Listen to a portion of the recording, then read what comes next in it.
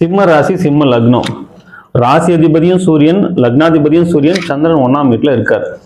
சிம்ம ராசின்னு சொன்னாலே ஒரு ராஜகலை வந்துடும். இவங்க ஒரு ராஜா எப்படி இருப்பார்?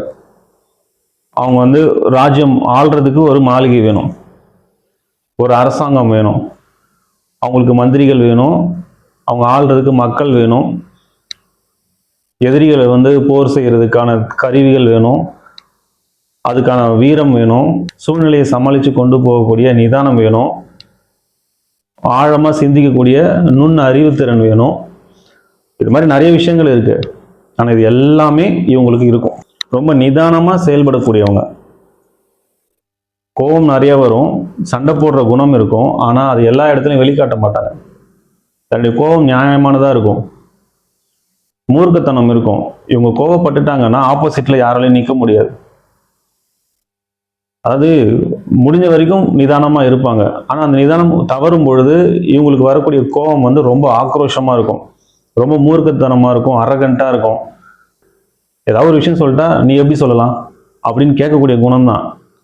ஆனால் அந்த குணத்தை சரி இருக்கட்டும் அப்படின்னு சொல்லி அட்ஜஸ்ட் பண்ணி கொண்டு போகிற அந்த பக்குவமும் அவங்க கிட்ட இருக்கும். ஒரு பிரச்சனைக்கான ஸ்டார்டிங் பாயிண்ட் எதுவோ அங்கேயே அவங்க கோவப்பட்டாங்கன்னா அது ரொம்ப சிம்பிளாக முடிஞ்சிருக்கும். ஆனால் அந்த ஸ்டார்டிங் பாயிண்ட்ல அவங்க கோவப்படாமல் சரி இருக்கட்டும் பரவாயில்லன்னு அட்ஜஸ்ட் பண்ணி போகிறதுனால அது வளர்ந்துக்கிட்டே இருக்கும். அது ஒரு கட்டத்தில் வரும் பொழுது எப்படி வரும்னா, ஒரு வில்லுல இருந்து அம்பை எடுத்து விட்டோம்னா அந்த நூல் எங்க இருக்கோ, அந்த நான் சொல்றாங்க இல்லையா, அந்த நான்ல இருந்து அம்பை எந்த அளவுக்கு பின்னாடி இழுக்கிறோமோ அந்த அளவுக்கு முன்னாடி போகும் இல்லையா. அதை பிடிச்சி இழுக்காம அதே இடத்துல அந்த அம்பை விட்டா கீழே விழுந்துடும் இல்லையா. அந்த மாதிரி இவங்களுடைய கோபம் அந்த நான் தான் ஸ்டார்டிங் பாயிண்ட்னு வச்சுக்கலாம். அந்த இடத்துல அவங்களுக்கு கோபம் வந்துச்சுன்னா அதை அங்கேயே வெளிக்காட்டினாங்கன்னா அது அங்கேயே முடிஞ்சிடும். ஆனால் அவங்க எந்த அளவுக்கு பொறுமையா இருக்காங்களோ அந்த அளவுக்கு பின்னாடி போய்கிட்டே இருக்காங்கன்னு அர்த்தம். அந்த வில்லம்பு பின்னாடி போய்கிட்டே இருக்குன்னு அர்த்தம். எப்போ ரியாக்ட் ஆகுறாங்களோ அப்போ விட்டாங்கன்னா அது ரொம்ப ஸ்பீடாக போகும், ரொம்ப லாங்கில் போகும். அந்த மாதிரி இவங்களுடைய கோபம் ரொம்ப பெருசா பல மடங்கு வெளியில வரும். அந்த இடத்துல யாராலையும் இவங்களை சமாளிக்க முடியாது. ஸோ இவங்களுடைய கோபம் ரொம்ப வேல்யூபிளா இருக்கும். இவங்க கிட்ட போய் யாரும் நிற்க முடியாது. ஆனா என்ன பிரச்சனைனா, இவங்க கோபத்தினால ஆப்போசிட்ல இருக்கவங்க யாரும் அவங்க கண்ணுக்கு தெரிய மாட்டாங்க. எதில் இருக்கிறவங்க நல்லவங்களா கெட்டவங்களா அதெல்லாம் எனக்கு தேவையில்லை. எனக்கு கோபம் வந்துருச்சு, ஒரு ஆட்டம் ஆடிட்டு தான் அடங்குவாங்க. அப்ப இவங்களுக்கு கோபம் மட்டும்தான் தெரியுமா? அப்படி இல்லை. எந்த ஒரு விஷயத்தையும் ரொம்ப நுணுக்கமா ஆராய்ச்சி பண்ணி செயல்படுத்தக்கூடிய திறமை இவங்க கிட்ட இருக்கும். ஒரு உதவி ஒருத்தவங்களுக்கு தேவை அப்படின்னா அவங்க இவங்க கிட்ட கேட்கலனா கூட வாலண்டியரா போய் ஹெல்ப் பண்ற அந்த தர்ம சிந்தனை, உதவி செய்யற குணம் அதிகமா இருக்கும். நிறைய பேருக்கு நிறைய உதவி செய்யணும், அவங்களுடைய சூழலை புரிஞ்சுக்கிட்டு உதவி செய்யற குணம் இவங்களுக்கு நிறைய இருக்கும். அதுதான் ஒரு ராஜாவுக்கு உண்டான எல்லா பண்புகளும் இவங்க கிட்ட இருக்குன்னு சொல்லியாச்சு. அதுல முக்கியமானது தர்ம சிந்தனை. மற்றவங்களை அடக்கி ஆளக்கூடிய திறமை இவங்க கிட்ட இருக்கும். ஆனா இவங்களை யாராவது அடக்க நினைச்சாங்கன்னா இவங்களுக்கு பிடிக்காத கோபம் வந்துடும், டாமினேட் பண்ணுவாங்க. அந்த இடத்துல அவங்களுடைய ஈகோ வெளியில வரும். ஏன்னா இவங்களால எல்லாமே முடியும்னு சொல்லும் பொழுது அந்த என்னால முடியும், நான் ஏன் உனக்கு பணிஞ்சு போகணும், அந்த ஒரு விஷயம் வெளில வரும். சில பேருக்கு இது மாதிரி ஒரே லக்னம் ஒரே ராசி அமையும். ஆனா பெரும்பாலும் லக்னம் வேறையா இருக்கும், ராசி வேறையா இருக்கும். அது மாதிரி இருக்கும் பொழுது மனசளவுல ஒரு விஷயங்கள் இருக்கும். உங்களுக்கு கேரக்டர் ஒன்னா இருக்கும், அவங்களுடைய செயல்பாடு வேறையா இருக்கும். ஸோ இது ரெண்டும் எப்படி வருதுன்றது, நம்ம லக்னமும் ராசியும் எப்படி வேலை செய்யறதை பத்தி தெரிஞ்சுக்கிட்டா ஈஸியா புரியும். லக்னம் ராசி இது ரெண்டும் முதல்ல எப்படி வேலை செய்யுதுன்றதை நம்ம தெரிஞ்சுக்கலாம். இப்போது ஒரு குழந்தை பிறக்குதுன்னு வச்சுக்கோங்களேன். அந்த நேரத்தில் சூரியனுடைய கதிர்வீச்சு எந்த ராசியின் மேலே விழுந்துச்சோ அது லக்னம். ஸோ அந்த லக்னத்தை வச்சு தான் மற்ற கிரகங்களின் தன்மைகளை நம்ம ஆராய்ச்சி பண்ண முடியும். அதே நேரத்தில் சந்திரன் எந்த ராசியின் மேலே இருக்காரோ அது ஜென்ம ராசி. இப்போ ஜென்ம லக்னத்தை வச்சு அந்த ஜாதகருடைய கேரக்டர் எப்படி இருக்கும், அவருடைய சிந்தனை எப்படி இருக்கும், அவருடைய லைஃப் ஸ்டைல் எப்படி இருக்கும், இந்த ஜென்மம் ஃபுல்லாக அவருடைய பலன்கள் என்ன, எந்தெந்த காலகட்டத்தில் எப்படி இருப்பார் அப்படின்றத ஜென்ம லக்னத்தின் மூலமாக நம்ம சொல்ல முடியும். இந்த ராசி எப்படி வேலை செய்யுது அப்படின்னா, கோள்கள் சுற்றிக்கிட்டே இருக்கு இல்லைங்களா. ஒரு கோளும் ஒரு காலகட்டத்தில் ஒரு இடத்துலேருந்து இன்னொரு இடத்துக்கு பயிற்சி ஆகுது. இப்படி பயிற்சி ஆகிட்டே இருக்கும் பொழுது ஒரு பலன் கிடைக்கும். ஒரே கிரகம் ஒரு வீட்டில் இருக்கும்போது ஒரு பலன் தரும், இன்னொரு வீட்டில் இருக்கும்பொழுது வேற ஒரு பலனை தரும். ஸோ இந்த கிரகங்கள் வந்து பயிற்சி ஆகும்போது கிடைக்கக்கூடிய பலன்களை சந்திரன் எங்கே இருக்காரோ அதை வச்சு நம்ம கால்குலேட் பண்ணுறோம். அதுதான் ராசி. ஸோ நீங்கள் பார்த்தீங்கன்னா ராசி பலன் தான் எங்கேயுமே சொல்லுவாங்க. ஏன் அப்படின்னா லக்னம்ன்றது ஃபிக்ஸ்டு. நீங்கள் பிறக்கும் பொழுது இந்த ஜென்மம் ஃபுல்லாக உங்களுக்கு என்ன பலன்றதை அங்கே ஃபிக்ஸ் பண்ணியாச்சு. அதே போல் நட்சத்திரமும் அதுக்கேற்ற மாதிரி பலன்கள் இருக்குது. தசாபுத்திகள் நடத்தக்கூடிய கிரகங்களுக்கு ஏற்ற பலன்களும் உங்களுக்கு இருக்குது. ஆனால் இந்த ராசி பலன் வந்து கோள்கள் மாறிக்கிட்டே இருக்கும் பொழுது ஒரு பலன் தர்றதுனால அது பலன் மாறிக்கிட்டே இருக்கும். அதனால் ராசி பலன் நம்ம சொல்கிற மாதிரி இருக்குது. லக்னம் அப்படின்றது ஒருத்தருடைய சிந்தனை, அவருடைய கேரக்டர் எப்படி இருக்கும் அப்படின்றத சொல்லக்கூடியது. இந்த ராசி அப்படின்றது வந்து தன்னுடைய செயல்பாடுகளை பற்றி சொல்லக்கூடியது. இப்போ உதாரணத்துக்கு ஒருத்தர் கன்னி லக்னத்தில் பிறந்திருக்காருன்னு வச்சுக்கோங்களேன். அந்த கன்னி லக்னத்துக்கு உண்டான அத்தனை குணங்களும் அவருக்கு இருக்கும். மேஷ ராசியில் பிறந்திருக்காருன்னு வச்சுக்கோங்களேன். மேஷ ராசிக்கு உண்டான அத்தனை செயல்களும் அவங்க செய்வாங்க. கன்னி லக்னத்துக்கு உண்டான சிந்தனைகள் இருக்கும், ஆனால் செயல்பாடு எல்லாமே மேஷ ராசிக்கு உண்டான செயல்பாடுகள் தான் அங்கே அதிகமாக இருக்கும். ஒரு பிரச்சனை அப்படின்னா அந்த பிரச்சனை எதனால் வந்துச்சு, அதை எப்படி சரி பண்ணலாம், அதை பேசியே சரி பண்ணக்கூடிய அந்த விஷயம் எல்லாமே கன்னி லக்னத்துக்கு இருக்கும். தன்னை வந்து நம்ம தப்பு பண்ணாமலே பழி சொல்லிட்டா கூட அவங்களுக்கு அதை புரிய வச்சு ஆப்போசிட் சைடு யோசிக்கிறது, நிதானமாக இருக்கிறது, இந்த விஷயம்லாம் அந்த கன்னி லக்னத்துக்கு இருக்கும். ஆனால் மேஷ ராசியை பொறுத்த வரைக்கும் என்னை எப்படி நீங்கள் என்னை தப்பு சொல்லலாம், அந்த கோபம் வந்துடும். அந்த கோபத்தோட அந்த தன்னுடைய உணர்வு வந்து வெளிப்படுத்தக்கூடிய அந்த தன்மை மேஷராசிக்கு இருக்கும். ஸோ மனசில் பார்த்திங்கன்னா அவங்க நிதானமாக தான் இருப்பாங்க. நம்ம வந்து அவங்கள கேட்கணும், அவங்க சைடு நம்ம என்ன நியாயத்தை கேட்கணும், அவங்க சைடு யோசிக்கணும்லாம் இருக்கும். ஆனால் செயல்படும் பார்த்தா அந்த டைமில் டக்குன்னு கோவப்பட்டுருப்பாங்க. அப்புறமா யோசிப்பாங்க, நம்ம வந்து இந்த மாதிரி பேசியிருக்கக்கூடாது, நம்ம பொறுமையாக இருந்திருக்கணும். ஸோ இந்த டிஃப்ரென்ஸ் வர்றதுக்கு காரணம் லக்னமும் ராசியும் கிளாஷ் ஆகுது. இப்போது ஒருத்தரை நம்ம பார்க்குறோன்னா அவருடைய கேரக்டர் என்ன, அவர் என்ன சிந்திக்கிறார், அவர் மனசில் என்ன நினைக்கிறாரு அப்படின்றத நம்ம ஈஸியாக புரிஞ்சிக்க முடியாது. அவர் என்ன செயல் செய்கிறாரோ இதை வச்சு தான் அவரை நம்ம ஒரு கேரக்டர் நினச்சிக்குவோம். எப்போவுமே நம்ம செய்கிற செயல்களை நம்மளால் புரிஞ்சிக்க முடியாது. நம்முடைய சிந்தனைகளை நம்ம புரிஞ்சுக்குவோம், நம்ம என்ன நினைக்கிறோன்றது நமக்கு தெரியும். ஆனால் நம்ம என்ன செய்கிறோம், நம்முடைய செயல்பாடு எப்படி இருக்குது அப்படின்றத நம்மளால் அவ்வளோ சீக்கிரம் அனலைஸ் பண்ண முடியாது. லக்னத்தின்படி நம்முடைய கேரக்டர் என்ன, ராசியின்படி நம்ம என்ன செயல்பாடுகள் செய்வோம், இது ரெண்டையும் நம்ம தெளிவாக புரிஞ்சுக்கிட்டோம் அப்படின்னா நம்மளை அனலைஸ் பண்ணுறது ஈஸி, லைஃப் ஈஸியாக கொண்டு போக முடியும். இவங்களுக்கு லக்னத்திலே சந்திரன், 1ஆம் வீட்டில் சந்திரன். ஸோ 1ஆம் வீட்டில் சந்திரன் இருக்கும் பொழுது அவங்களுக்கு ஒரு நல்ல அழகு, வசீகரமான முகம், நல்ல தூக்கம், நல்ல சாப்பாடு, நல்ல அட்மாஸ்பியர், எல்லாமே நல்லது என்னென்னலாம் நல்லது தேவையோ நம்ம வாழ்க்கைக்கு எல்லா நல்லதும் கொடுக்கக்கூடியவர் சந்திரன் 1ஆம் வீட்டில் இருந்தார். ஆனால் இங்கே 1ஆம் வீட்டில் சந்திரன் இருந்தால் கூட இங்கே பகையாக இருக்கார். ஸோ இந்த விஷயம் எல்லாமே கெட்டு போவதற்கான வாய்ப்புகள் இங்கே இருக்குது. அப்போது மற்ற கிரகங்களின் அமைப்பு எப்படி இருக்குன்றதை நம்ம பார்க்கணும். சந்திரனுடைய நிலையை பொறுத்தும் நம்ம பார்க்கணும். அதை பொறுத்து நமக்கு பலன்கள் மாறக்கூடிய வாய்ப்புகள் இருக்கு. இப்போ சந்திரன் வந்து பௌர்ணமி சந்திரனா இருந்தா இந்த கெடுபலன் மாதிரி ரொம்ப சிறப்பான பலன்கள் கொடுக்க வாய்ப்பு இருக்கு. அதாவது பௌர்ணமி சந்திரன் அப்படின்றவர் வந்து குருவுக்கு சமமா சொல்லுவாங்க. குருவுக்கு சமமா அப்படின்னா குரு லக்னத்துல இருந்தாருன்னா என்ன நடக்கும் அப்படின்னா அது திக்பலம் பெற்ற ஜாதகம். திக்பலம் வந்துச்சு அப்படின்னா அந்த ஜாதகத்துல எது மாதிரியான தோஷங்கள் இருந்தால் கூட அது நிவர்த்தியாகி அந்த ஜாதகர் வந்து ரொம்ப செழிப்பான ஒரு வாழ்க்கையை வாழக்கூடிய அமைப்பை கொடுப்பார். அப்போ சந்திரன் வந்து பௌர்ணமி சந்திரனா இருந்தா குரு மாதிரியே செயல்பட்டு திக்பலம் பெற்று ஒரு நல்ல வாழ்க்கையை கொடுப்பார். பௌர்ணமி சந்திரனா இல்லாம இருந்தால் கூட வளர்பிறை சந்திரனா இருந்தா ஓரளவுக்கு நல்ல பலனை கொடுப்பார். அமாவாசையாகவோ தேய்பிரையாகவோ இருந்தா கெடுபலனை கொடுப்பார்னு சொல்லியிருக்காங்க. ஸோ உங்க ஜாதகத்துல சந்திரனுடைய நிலையை பத்தி தெரிஞ்சுக்கணும்னு நினைச்சீங்கன்னா சந்திரன் இருந்து 7ஆம் வீடு கும்பம், இங்க சூரியன் இருந்தாருன்னா இது பௌர்ணமி சந்திரன். இங்க சந்திரன் கூடவே சூரியன் இருந்தாருன்னா அது அமாவாசை. இங்க மீனத்திலிருந்து கடகம் வரைக்கும் இங்க எங்கேயாவது சூரியன் இருந்தாருன்னா அது வளர்பிறை சந்திரன். கன்னியிலிருந்து மகரம் வரைக்கும் இங்க எங்கேயாவது சூரியன் இருந்தாருன்னா அது தேய்பிரை சந்திரன். ஒருவேளை உங்களுக்கு தேய்பிரை சந்திரனா இருக்கு அப்படின்னா அதுக்காக நீங்க கவலைப்பட தேவையில்லை.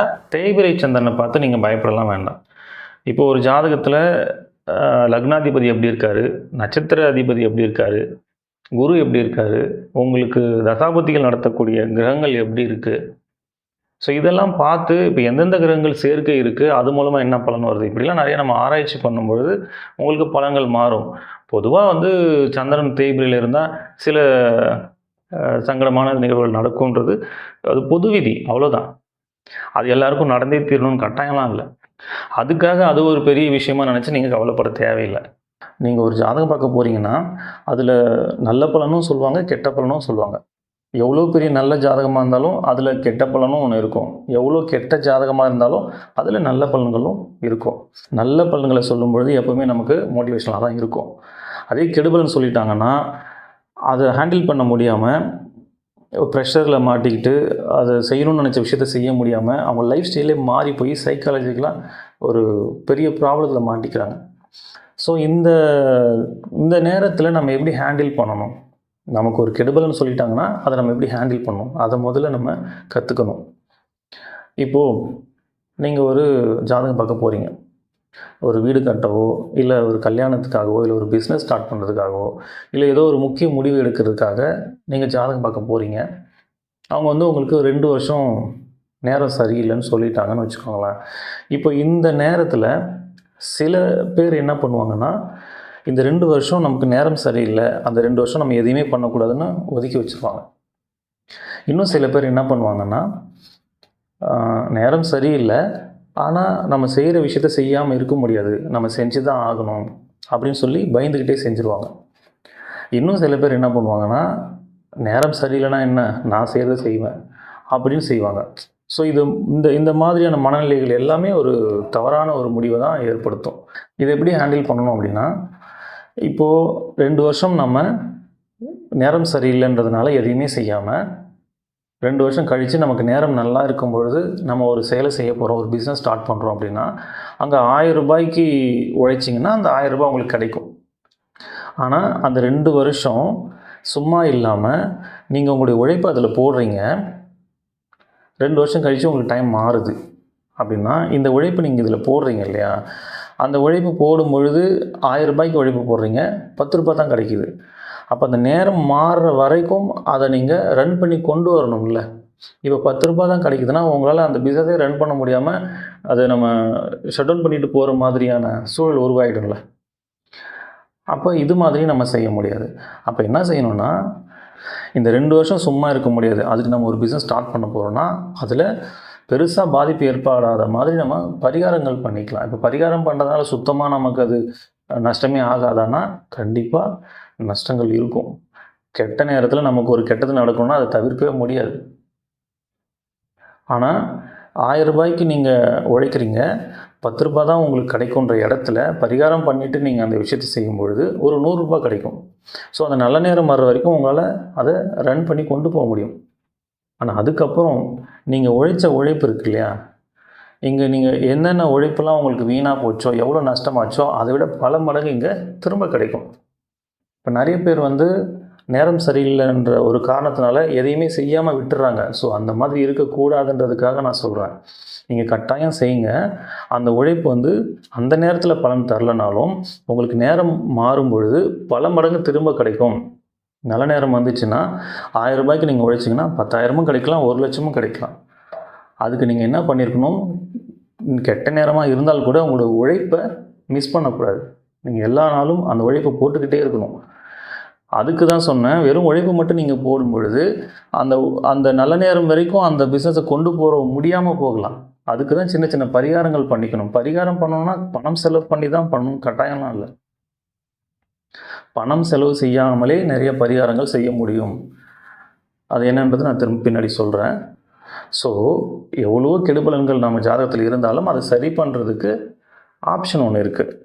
அதனால் நீங்கள் சந்திரன் வந்து தேய்பிரையாக இருக்கிறதுனால நமக்கு ஏதோ பெரிய பிரச்சனையாக இருக்குமோ அப்படின்னு பயப்பட வேணாம். அதனால் வரக்கூடிய பாதிப்புகளை நம்ம சரி செய்கிறதுக்கும் நம்மக்கிட்ட வாய்ப்புகள் இருக்கும். அந்த ஜாதகத்தில் பார்க்கும்பொழுது கண்டிப்பாக இருக்கும். அதனால் நீங்கள் பயப்பட வேண்டாம். இவங்களுக்கு வேலை எது மாதிரிலாம் அமையும்னா, அரசு வேலை கிடைக்கக்கூடிய வாய்ப்புகள் ரொம்ப அதிகம். அரசியல்வாதியாக இருக்கக்கூடிய வாய்ப்புகளும் ரொம்ப அதிகம். அரசு துறை சார்ந்து, அரசியல் சார்ந்து ஏதாவது ஒரு வேலை செய்யக்கூடியது, இல்லை ப்ராஜெக்ட் எடுத்து பண்றது, சப்கான்ட்ராக்ட் எடுத்து பண்றது, இது மாதிரியான வாய்ப்புகள் இவங்களுக்கு அதிகமாக கிடைக்கும்.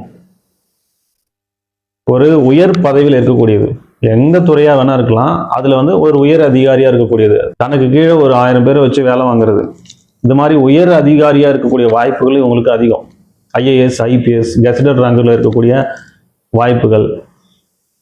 அதே போல மக்களுக்கு வந்து சேவை செய்யணும், அதே நேரத்தில் மக்களை பாதுகாக்கணும், ரெண்டு சேர்ந்த மாதிரி என்னென்ன வேலைகள்லாம் இருக்கோ அதெல்லாம் செய்யக்கூடிய வாய்ப்புகள் அதிகம். இப்போ போலீஸா இருக்கிறது, மிலிட்டரியா இருக்கிறது, ஒரு டாக்டரா இருக்கிறது, செக்யூரிட்டி கார்டா இருக்கிறது, இந்த மாதிரி மக்களை ப்ரொடெக்ட் பண்ணக்கூடிய வேலைகள் எதுவோ அதுவும் இவங்க செய்யறதுக்கான வாய்ப்புகள் அதிகம். தந்தை வழி வரக்கூடிய தொழில்கள் செய்யக்கூடிய வாய்ப்புகள் அதிகம். பரம்பரையா செஞ்சுட்டு இருக்கிற தொழில் எடுத்து செய்யக்கூடிய வாய்ப்புகள் அதிகம். தங்கம் சார்ந்து வேலையோ, பிசினஸோ, தொழிலோ செய்யக்கூடிய வாய்ப்புகள் இவங்களுக்கு அதிகம். திருமண வாழ்க்கையை பொறுத்த வரைக்கும் ஒரே விஷயம்தான், இவங்க கோபத்தை குறைச்சே ஆகணும். என்ன பண்ணாலும் சரி, இவங்களுடைய கோபத்தை குறைச்சால் மட்டும்தான் இவங்களால நிம்மதியா இருக்க முடியும் திருமண வாழ்க்கையில. இவங்களுடைய கணவனோ மனைவியோ இவங்க கோவப்படுறதுனால எந்த அளவுக்கு பாதிக்கப்படுறாங்கன்றது இவங்களுக்கு புரியாது. ஏன்னா இவங்க கோவப்படுறது ரொம்ப நியாயமா தான் இருக்கும். இவங்க அனாவசியமா கோவப்பட மாட்டாங்க, நல்ல விஷயமா இருக்கலாம், நியாயமானதா இருக்கலாம். ஆனா இவங்களுடைய வெளிப்பாடு, இவங்களுடைய செயல்பாடு வந்து எப்படி இருக்கும்னா, ஆப்போசிட்ல இருக்கவங்களால, கணவனோ மனைவியோ, அவங்களால இவங்களுடைய ரியாக்ஷனை தாங்க முடியாது. தாங்குற அளவுக்கு அவங்களுக்கு கெப்பாசிட்டி இருக்காது. ஏன்னா இவங்க ரொம்ப ஓவரா டாமினேட் பண்ணுவாங்க. இவங்க பேசுற பேச்சை தாங்குற அளவுக்கு அவங்களுக்கு இருக்கணும்ல. தன்னுடைய கணவரோ மனைவியோ கோவப்படுறாங்க அப்படின்றது மட்டும்தான் தெரியுமே தவிர, இவங்க சொல்லக்கூடிய பாயிண்ட் நியாயம் இல்லையான்றது அவங்க உணர மாட்டாங்க. ஸோ கோவத்தை குறைச்சி தான் ஆகணும். ஆனால் இவங்க எவ்வளோ முயற்சி பண்ணாலும் கோவத்தை குறைக்கிறது சிரமப்படுவாங்க. ஸோ ஒன்று யோகா, மெடிடேஷன் அப்படி போயிடணும். ஒருவேளை அதுக்கு வாய்ப்பு இல்லைன்னா எக்ஸ்ட்ரா கரிக்குலர் ஆக்டிவிட்டியில் ஏதாவது கலை சார்ந்த விஷயங்கள் ஏதாவது செய்கிறது. இப்போ மியூசிக் வாசிக்கிறது, மியூசிக் கேட்கறது, படம் பார்க்கறது, கேம் விளையாடலாம், ஸ்போர்ட்ஸில் இருக்கலாம். மனசை வந்து டைவர்ட் பண்ணணும், ஒரே விஷயத்துல இருக்கணும். அந்த மாதிரி எந்த விஷயம் செஞ்சாலும் இவங்களுக்கு கோபத்தை குறைக்கிறதுக்கான வாய்ப்புகள் இருக்கும். இது பொதுவான பலன் தான். மற்ற கிரகங்களின் அடிப்படையில் பலன்கள் மாறக்கூடிய வாய்ப்புகள் இருக்கு. உங்களுக்கு வாழ்க்கையில பிரச்சனைகள் அதிகமா இருக்குன்னு நினைச்சீங்கன்னா நம்ம சொல்லக்கூடிய எளிய முறை பரிகாரங்களை வீட்டிலேயே செய்யுங்க, நிச்சயமா பிரச்சனைகள் குறையும். பரிகாரம் ஏன் சார் பண்ணணும்? பரிகாரம் பண்ணால் பிரச்சனை தீர்ந்துருமா? நிச்சயமாக தீராது. இப்போது நம்ம ஜாதகத்தில் இருக்கக்கூடிய நல்ல பலன்களை நம்ம அனுபவித்து தான் தீரணும். அதே போல் கெடு பலன்களையும் கட்டாயம் அனுபவிக்கணும். அதுக்கு தான் பிறந்திருக்கோம். அப்புறம் இதுக்கு பரிகாரம் பண்ணணும். பரிகாரம் பண்ணால் அந்த பிரச்சனையினால் ஏற்படக்கூடிய விளைவுகளை குறைக்க முடியும். அந்த பிரச்சனையை ஃபேஸ் பண்ண முடியும். அந்த பிரச்சனையை கடந்து போகிறதுக்கான வழிகள் நமக்கு கிடைக்கும். எப்போவுமே நம்ம பிரச்சனையை பார்த்து பயப்பட மாட்டோம். அந்த பிரச்சனையினால் ஏற்படக்கூடிய விளைவுகளை நினச்சி தான் நம்ம பயப்படுவோம். அந்த விளைவுகள் தான் நமக்கு சிரமத்தை கொடுக்கும். இப்போ உதாரணத்துக்கு, இப்போ இந்த உதாரணம் வந்து நான் நிறைய இடத்துல சொல்லியிருக்கேன், இருந்தாலும் எளிமையாக இருக்கிறதுனால நான் திரும்பவும் இதையே சொல்கிறேன். இப்போ நம்ம கீழே விழுந்துட்டோம் அப்படின்னா, கீழே விழுறோம் அப்படின்றது ஒரு பிரச்சனை தான். கீழே விழுந்தால் நமக்கு அடிபடாது, வலிக்காதுன்னா கீழே விழுறதை நினச்சி நம்ம ஏன் பயப்பட போகிறோம்? இப்போ கீழே விழுறது ஒரு நிகழ்வு, ஒரு பிரச்சனைன்னு வச்சுக்கலாம். ஆனால் அதனுடைய விளைவு எப்படி இருக்கலாம்? ஒன்றுமே நடக்காமல் நம்ம எழுந்துடலாம், இல்லை கை காலில் முறிவு ஏற்படலாம், இல்லை 6 மாதம் படுத்து படுக்கையாக இருக்கலாம், இல்லை உயிர் போகிற அளவுக்கு கூட பாதிப்பு ஏற்படலாம். அப்போது கீழே விழுறது ஒரு பிரச்சனை, ஆனால் அதோடைய விளைவுகள் மாறிக்கிட்டே இருக்கு இல்லையா? இப்போ நம்ம பரிகாரம் பண்ணுறதுனால என்ன நடக்கும்னா, அந்த கீழே விழுற பிரச்சனையை நம்ம தவிர்க்க முடியாது, ஆனால் அதனால் ஏற்படக்கூடிய பாதிப்பை நம்ம குறைக்க முடியும். நம்ம ஜாதகத்தில் பிரச்சனைகளை ஏற்படுத்தக்கூடிய கிரகங்களை சாந்தப்படுத்தவும், அதனுடைய வீரியத்தை குறைக்கவும் நம்ம செய்யக்கூடிய செயல்கள் அனைத்துமே பரிகாரம் தான். சரி, இந்த பரிகாரம் வந்து பணம் செலவு பண்ணி தான் பண்ணணுமா? பரிகாரம் பல வழிகளை நம்ம செய்ய முடியும். பணம் செலவு பண்ணி செய்கிறது எவ்வளோ வழிகள் இருக்குது. பணம் செலவு பண்ணாமல் நான் செய்யக்கூடிய நமக்கு வழிகள் நிறையா இருக்குது. என்னால் பெருசாக பொருள் செலவு பண்ண முடியாது, ஆனால் பரிகாரம் பண்ணணும்னு நினைக்கிறவங்களுக்கு நான் சொல்லக்கூடிய விஷயங்கள்லாம் நீங்கள் தாராளமாக ஃபாலோ பண்ணலாம். இது எந்த ராசிக்கும் எந்த நட்சத்திரத்துக்கும் பர்டிகுலராக நம்ம சொல்லலை. பொதுவாக யார் வேணாலும் செய்யக்கூடிய எளிமையான பரிகாரங்கள். முதல்ல சூரியனுக்கு சமர்ப்பணம் செய்யணும். தினமும் காலையில் குளிச்சுட்டு மொட்டை மாடியில் போய் நின்று, இல்லை வீட்டுக்கு வெளியில் போய் நின்று சூரியனை பார்த்து கையில் தண்ணி அள்ளி இப்படி கீழே கொட்டுங்க. சூரியனை பார்த்து இப்படி கீழே கொட்டுங்க. சமர்ப்பணம் சொல்லி செய்யுங்க. ஒவ்வொரு பௌர்ணமி அன்னைக்கும் திருவண்ணாமலைக்கு கிரிவலம் போயிட்டு வாங்க. பௌர்ணமி அன்னைக்கு போகிறதுக்கு எனக்கு வாய்ப்பு இல்லை சார் அப்படின்னா, வளர்பிறை டைமில் ஏதோ ஒரு நாள் நீங்கள் போயிட்டு வரலாம். இல்லை அப்போவும் என்னால் முடியாது, எனக்கு எப்போ டைம் கிடைக்குன்னே தெரியல அப்படின்னா, அட்லீஸ்ட் திருவண்ணாமலைக்கு போயிட்டு வாங்க. என்னால் திருவண்ணாமலைக்கு போகிற அளவுக்கு எனக்கு சுச்சுவேஷன் இல்லை சார் அப்படின்னா, நீங்கள் எங்கே இருக்கீங்களோ அங்கேயே நீங்கள் மொட்டை மாடியிலேருந்து சந்திரனுடைய ஒளியில் உங்களால் எவ்வளோ நேரம் இருக்க முடியுமோ இருக்கலாம் பௌர்ணமி அன்னைக்கு. அடுத்தது நவகிரகங்களை சுற்றுங்க. இந்த நவகிரகங்கள் சனிக்கிழமையில் சுற்றுறது சிறப்பு. ஏன் சனிக்கிழமையில் சுற்றணும் அப்படின்னா, ஒவ்வொரு நாளும் சூரியன் உதிக்கிற நேரத்தில் எந்த கிரகங்களுடைய கதிர்வீச்சு பூமி மேலே படுதோ அந்த கிரகத்தினுடைய ஆதிக்கம் அந்த நாளில் இருக்கும். அப்படி தான் நம்முடைய வாரங்கள் இருக்கும். தமிழ் வாரங்கள் 7 நாள் வருது இல்லைங்களா? 7 நாளுமே ஒரு கிரகத்தின் ஆதிக்கம் அங்கே அதிகமாக இருக்கும். அதுபோல் சனி பகவானுடைய ஆதிக்கம் சனிக்கிழமைகளில் அதிகமாக இருக்கும். சனி கிரகத்திலேருந்து வரக்கூடிய கதிர்வீச்சுகள் மூலமாக நமக்கு பலன்கள் கிடைக்கும். பூமியிலேருந்து சனி கிரகம் ரொம்ப தொலைவில் இருக்கிறதுனால இடைப்பட்ட தூரத்தில் இருக்கக்கூடிய கிரகங்கள் அதனுடைய கதிர்வீச்சையும் அதனுடைய பலன்களையும் நம்ம பெறக்கூடிய வாய்ப்புகள் சனிக்கிழமைகளில் அதிகமாக இருக்கும். அதனால் சனிக்கிழமைகளில் நம்ம நவகிரகங்களை சுற்றி வரணும். நவகிரகங்களை சுற்றும் பொழுது ஒரு கிரகத்தின் பேரை சொல்லி போற்றி சொல்லி சுற்றிட்டு வாங்க. சூரிய பகவானை போற்றி, சந்திர பகவானை போற்றி, செவ்வாய் பகவானை போற்றி, புத பகவானை போற்றி, குரு பகவானை போற்றி, சுக்கிர பகவானை போற்றி, சனி பகவானை போற்றி 7 சுற்று கிளாக் வைஸ் சுற்றணும். எதிர் திசையில் 2 சுற்று சுற்றணும். ராகு பகவானை போற்றி, கேது பகவானை போற்றி சனிக்கிழமைகளில் நவகிரகங்களை சுற்றிட்டு வாங்க. வயசானவங்களை நீங்கள் ரோட்டில் ஆதரவு இல்லாமல் இருக்கிற வயசானவங்களை பார்த்தீங்கன்னா அவங்களுக்கு சாப்பாடு வாங்கி கொடுங்க. அவங்கள பார்க்கணுன்றதுக்காகவே நீங்கள் சாப்பாடு வாங்கிட்டு போய் கொடுத்தீங்கன்னா இன்னும் சிறப்பு. அவங்களுக்கு செஞ்சால் நமக்கு புண்ணியம் நினச்சி தயவு செஞ்சு செய்யாதீங்க. அவங்களுக்கு பசிக்கும், அவங்க பசி ஆற்றணும் அப்படின்ற எண்ணத்தில் நீங்கள் அந்த சாப்பாடை வாங்கி கொடுங்க. மாற்றுத்திறனாளிகள் இருந்தாங்கன்னா அவங்களுக்கு உடல் உழைப்பை கொடுங்க. பணம் செலவு பண்ணுறதை விட நம் உடல் உழைப்பை அதிகமாக கொடுக்கறது தான் பலன்கள் அதிகமாக இருக்கும். இது எல்லாமே ரொம்ப எளிமையாக நீங்கள் செய்யக்கூடிய ஒரு பரிகாரங்கள் தான். இதை நீங்கள் செய்கிறதுனால எளிமையான பரிகாரம் தான், ஆனால் பலன் ரொம்ப பெருசு. நீங்கள் செஞ்சு பாருங்கள், உங்களுக்கு நிறைய பலன்கள் கிடைக்கும்.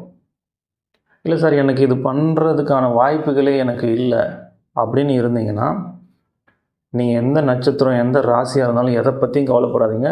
முருகனை கெட்டியாக பிடிச்சிக்கோங்க. மனசார முருகனை வேண்டி குருவாய் வருவாய் அருள்வாய் குகனே இதையே திரும்ப திரும்ப சொல்லுங்கள். இதை விட பெரிய பரிகாரம் எதுவும் இல்லை. அதாவது நிறைய வழிகள் இருக்குது. எதுவுமே பண்ண முடியாமல் இருக்கிறவங்களுக்கு இதுதான் பரிகாரம். சரிங்களா? இதையெல்லாம் நீங்கள் ஃபாலோ பண்ணுங்கள். நிச்சயமாக உங்கள் வாழ்க்கையில் பெரிய மாற்றம் நிகழும்.